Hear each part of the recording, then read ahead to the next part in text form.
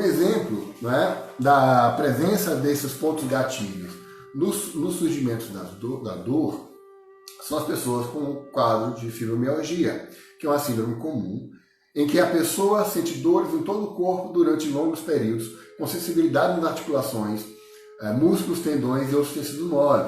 Lembrando que a dor ela pode ser migratória, então um dia está na musculatura, outro dia está em outra, outro dia está em outra. E o diagnóstico, e para o diagnóstico da fibromialgia é necessário encontrar os tender points.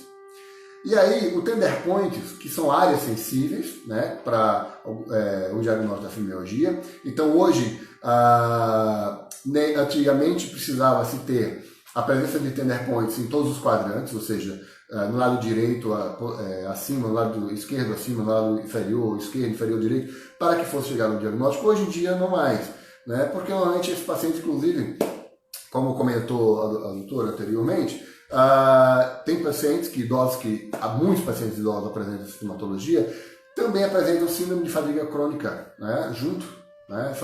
E fraqueza geral, tá?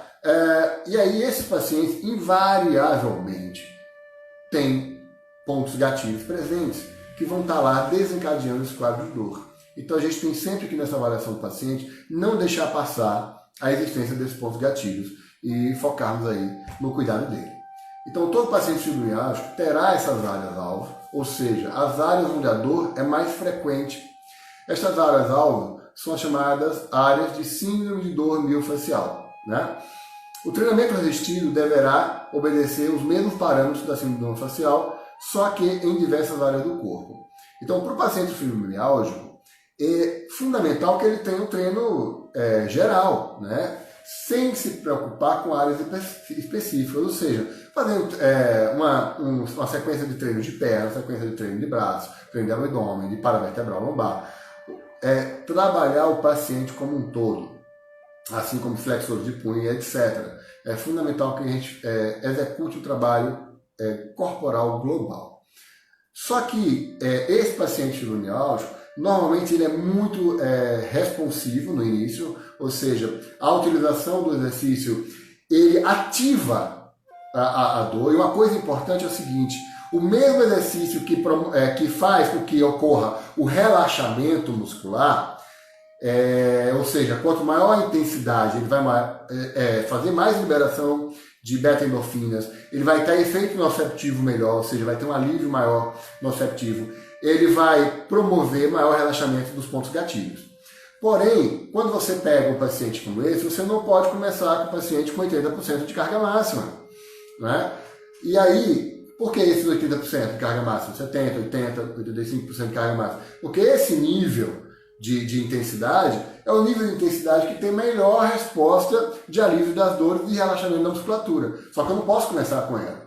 Eu tenho que começar com 30, 40, 50, 60 e aí por diante, vai evoluindo progressivamente de carga máxima para chegar onde a gente deseja. E isso passa por um período de adaptação. E nesse período de adaptação é o período onde o paciente mais sofre.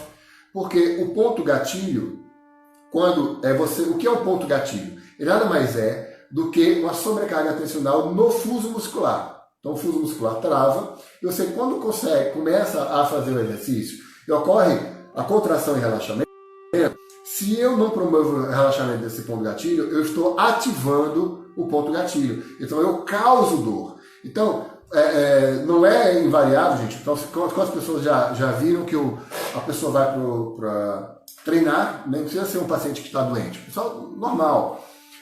Começa um treino e ele tinha uma região mais tensa e tal, ele começa a fazer atividade naquela região e de início promove a ativação da dor. E aí qual a primeira coisa que as pessoas pensam? Opa, me machuquei, opa, vou parar aqui. E não necessariamente isso ocorreu. Muitas vezes você apenas ativou um ponto gatilho